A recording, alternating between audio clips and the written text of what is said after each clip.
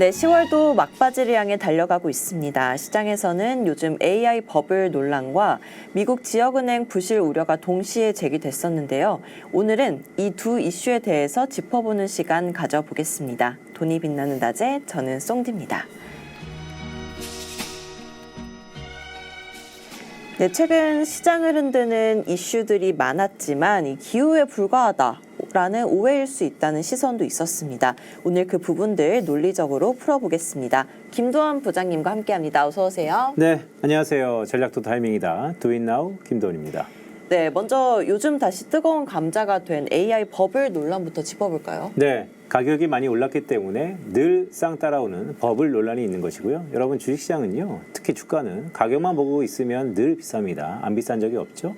하지만 주가라는 것이 기업의 어닝, 즉 이익에 대한 대리변수, 프락스이기 때문에 주가보다는 이익을 봐야 된다는 말씀을 드리고 있고요. 그런 의미에서 AI 붐, 아니 AI 버블이다라는 얘기는 지난 2000년 초반에 있었던 IT 버블과 비교하는 사례가 왕왕 있는데요. 저도 이번 보고서에서는 IT 버블과 지금이 결과적으로 어떤 게 비슷하고 어떤 게 다르다라는 것을 비교하면서 한번 꾸려봤습니다. 결론적으로 말씀드리면 버블까지는 아니다. 아직까지도 버블을 우려하기까지는 많은 시간이 걸릴 것 같다라는 생각입니다.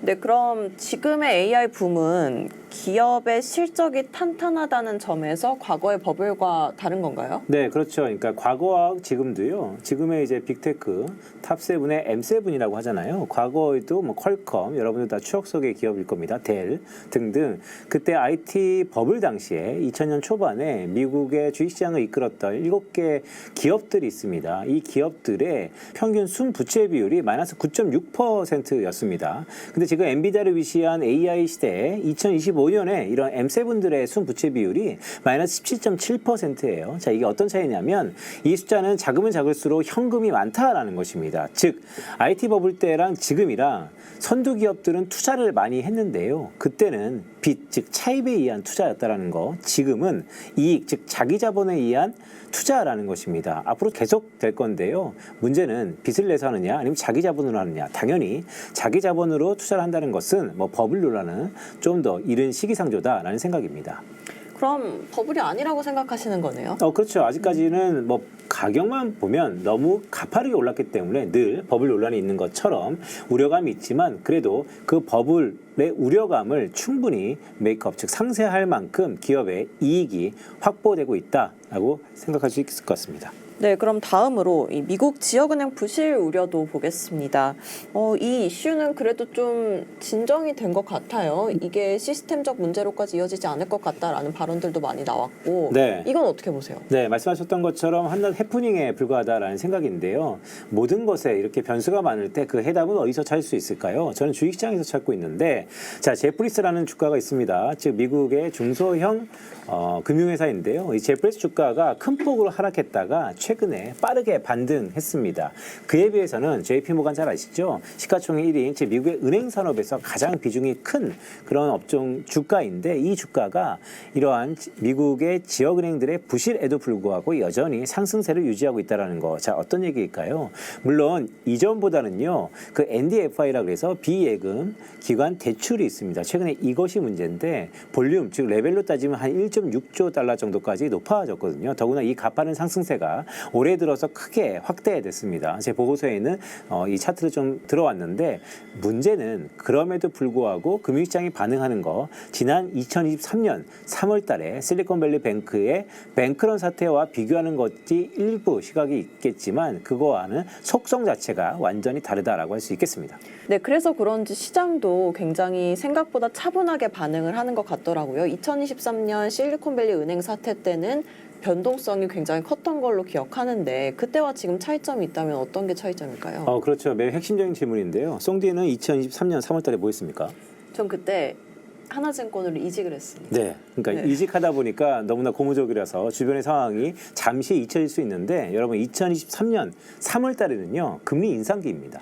지금은 다음 주에 10월 FOMC도 있지만 25bp 금리 인하가 기정사실화되고 있거든요. 지금은 금리 인하기입니다. 자, 무슨 얘기냐면 이 유동성의 마중물 차이가 과거와 지금이 완전히 다른 국면이다라는 얘기입니다. 즉 2023년 3월 달 실리콘밸리 뱅크의 부실에서 파생된 뱅크런 사태를 차치하더라도 그때와 지금은 매크로 국면 자체가 금리 인상 기간인 인하기다라는 측면에서 유동성이 풍부하다, 마중물 역할을 충분히 할 수 있다라는 생각입니다. 그럼 이 이슈들이 한국 시장엔 어떤 영향을 줄까요? 네, 우리 시장이 되게 중요하겠죠. SK하이닉스를 비롯해서 기본적으로 반도체주의 상승세가 높죠. 코스피 지수가 어느덧 3,800포인트를 넘어서 4,000포인트의 목전에 다다르고 있습니다. 자, 이럴 때일수록 유동성 국면에서 우리 지수 연말까지 어떠한 전략이 필요할까 곰곰이 생각해 봤는데요. 여러분, 대장주와 주도주라는 게 있습니다. 흔히 대장주는요, 그 업종에서 시가총액 1등이고요. 주도주는 그 업종에서 시세가 가장 크게 분출하는 업종 종목입니다.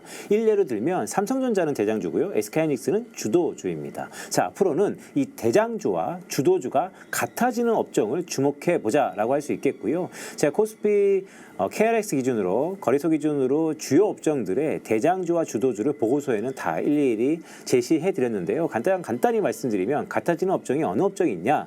자동차가 있고요. 또한 에너지가 있고요. 또한 K, 컨텐츠, 화학 등등이 있다라는 생각입니다. 물론 증권도 마찬가지고요. 따라서 이러한 업종들을 앞으로 연말까지 좀 유심히 지켜보면 어떨까라는 생각입니다.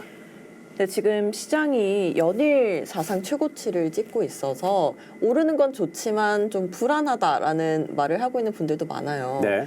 그런 와중에 이런 이슈들이 생겼을 때 투자자들은 어떤 마인드로 시장을 대하면 좋을까요? 네, 사실 흔들리며 피는 꽃이 주식시장이라는 것처럼 주식시장을 겉으로 가격만 놓고 보면요. 어제, 오늘, 내일이 항상 불안합니다. 하지만 이럴 때일수록 초심을 잃으면 안 될 것 같고요. 지금이 실적 시즌이잖아요. 과연 지금의 내가 선택하는 그 기업이 주가의 상승폭을 어느 정도 담보할 만큼 실적, 즉 돈을 버는가가 가장 중요한 판단의 포인트다라고 할 수 있겠습니다.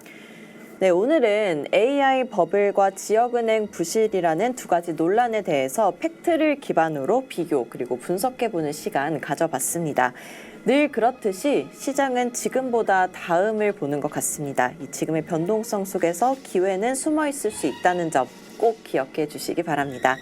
돈이 빛나는 낮에 오늘도 함께 해주셔서 감사하고요. 저희는 다음 시간에 다시 만나요. 안녕. 100개 특집 안 하나요? 100회 특집 어떻게 할까요? 네, 그러니까요. 시청자분들 의견 주세요.